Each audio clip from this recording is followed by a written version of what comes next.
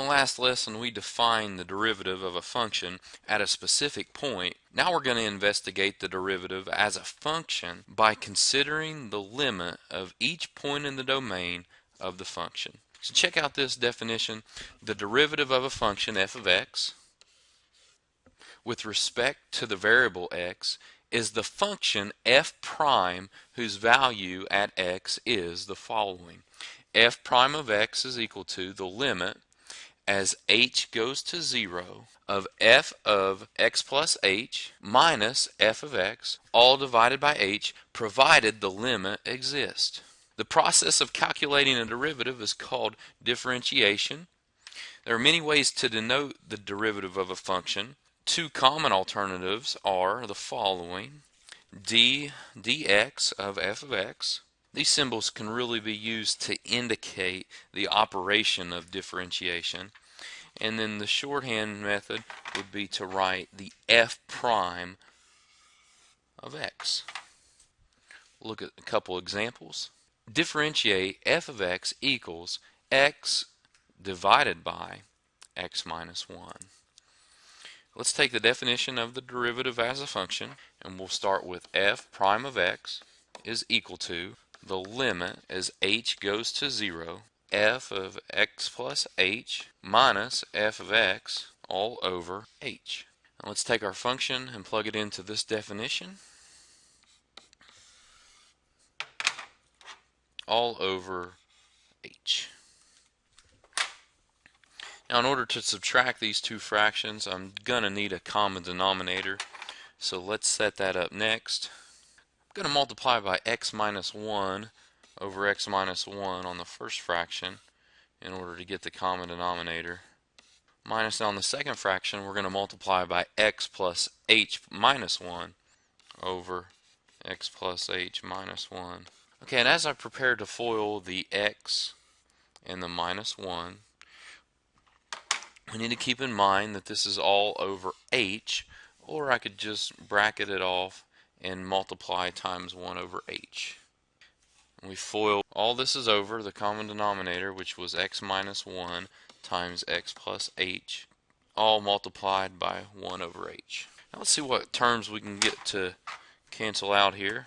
I have an x squared and a minus x squared that we can cancel. I have an hx and a minus hx that cancels. Minus x and the plus x will cancel, leaving us with negative h over x minus 1 times 1 over h. Notice how now that this h here has been isolated, I can cancel it with the h out here, leaving us with this fraction. Now let's take that limit. Let's substitute in a 0 for h. So we're going to let h equal 0, where we will get that negative 1 is over x minus 1 times x minus 1, or negative 1 over x minus 1 squared. And there's our derivative, f prime of x. Alright, let's take a look at example 2. Calculate the derivative of the function, then find the values of the derivative as specified. So let's start by finding f prime of x. F prime of x is equal to, begin with the limit as h goes to 0. What I'm doing is I'm going to take the x plus h and plug it into this function, plug it into x here. So minus x plus h squared minus 4 minus x squared all over h.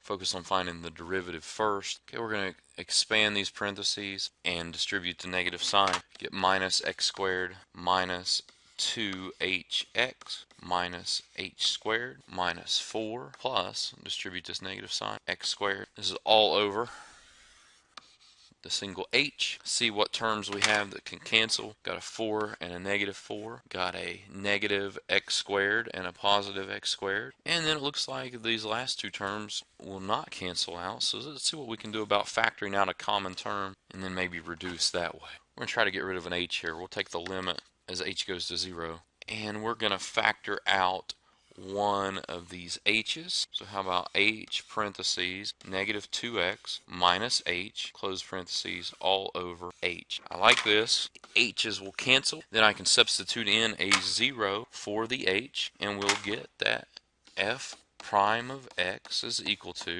negative 2x minus 0 or equals negative 2x. There's my derivative. Now I have a few values to find using this derivative. The first value we're asked to find is f prime 3, which is going to mean to plug in the 3 to the x spot here, so I get negative 2 times 3. On the second one, we're looking for f prime of 0. This is going to equal negative 2, plug a 0 in for x. And if we solve these two, we'll get that f prime of 3 is equal to negative 6. We're going to get that f prime of 0 is equal to 0. And f prime of 1 is equal to negative 2 times 1, which would just equal negative 2. So there's our derivative and the three values that were specified. Next, on example 3, we're going to calculate another derivative, this time of the function square root of x.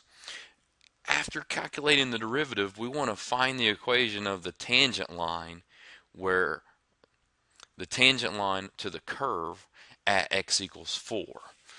We begin with the derivative.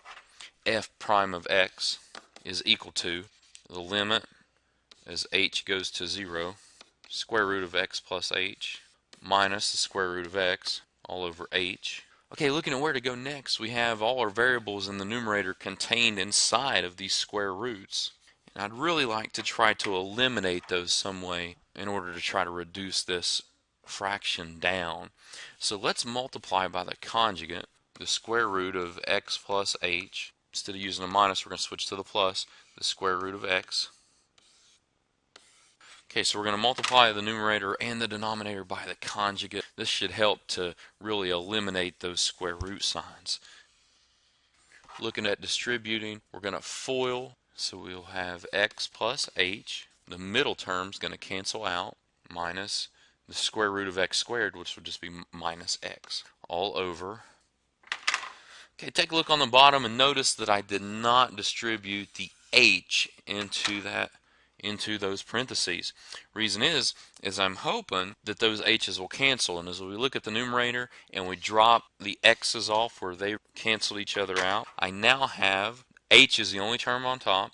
It will cancel with the factor of h on the bottom, and it'll leave us with the limit as h goes to 0 of 1 over square root of x plus h plus the square root of x. If we take the limit as h goes to 0, we will plug a 0 into h, which will leave me 1 over the square root of x plus the square root of x. Let's see that derivative now. F prime of x is equal to 1 over 2 square root of x. Alright, we have found the derivative. Now let's see about finding the equation of that tangent line. Need the slope and the y-intercept. Let's start with slope. So we're going to plug in a 4 for x. So f prime of 4 is equal to 1 over 2 times the square root of 4. This will give us 1/4.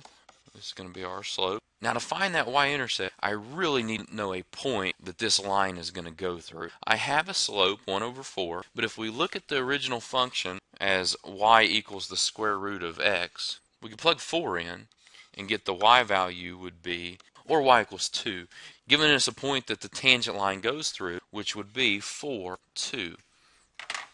Drift back to Algebra 1 and let's do y equals mx plus b.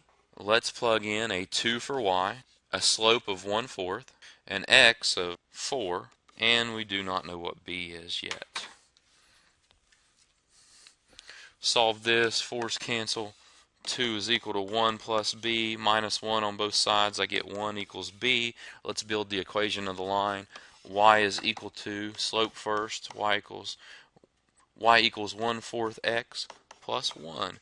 Here is the equation of the tangent line that goes through the point 4, 2.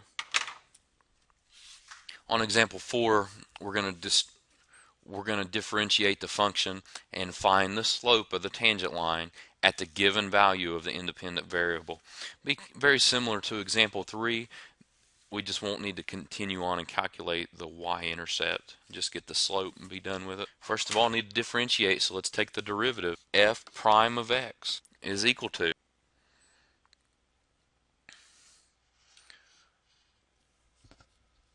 alright, to do anything with that numerator, I'm going to need a common denominator in these two fractions. So multiply by 2 plus x on the top and bottom, minus 1 over 2 plus x. I'm going to have to multiply it by 2 plus x plus h.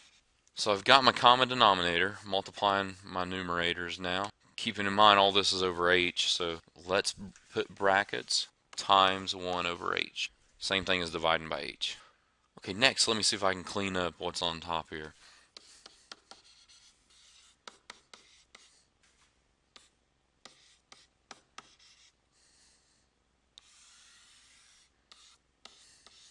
Now I don't really want to expand the denominator yet until we see how it's going to simplify. What can be canceled on top? 2's cancel out, x's cancel out, everything remove. This is the last term on top, the negative h. So my h can cancel with my h, leaving us on top with a negative 1.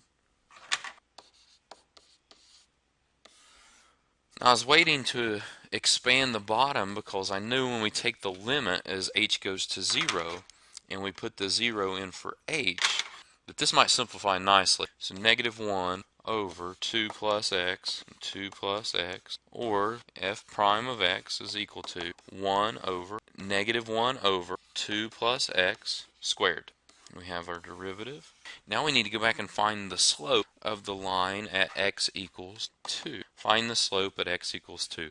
Well, this is a nice problem because what we will do is take f prime of 2. So we'll plug 2 into x, get negative 1 over 4 squared, negative 1 over 16. There would be our slope at x equals 2.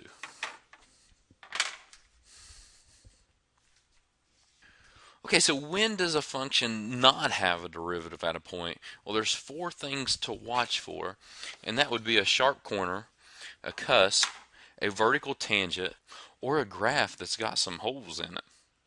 If we take a look at example 5, here's 4 functions, and on these, let's try to see at what point they are not differentiable. This one's not at this point, it has a sharp corner.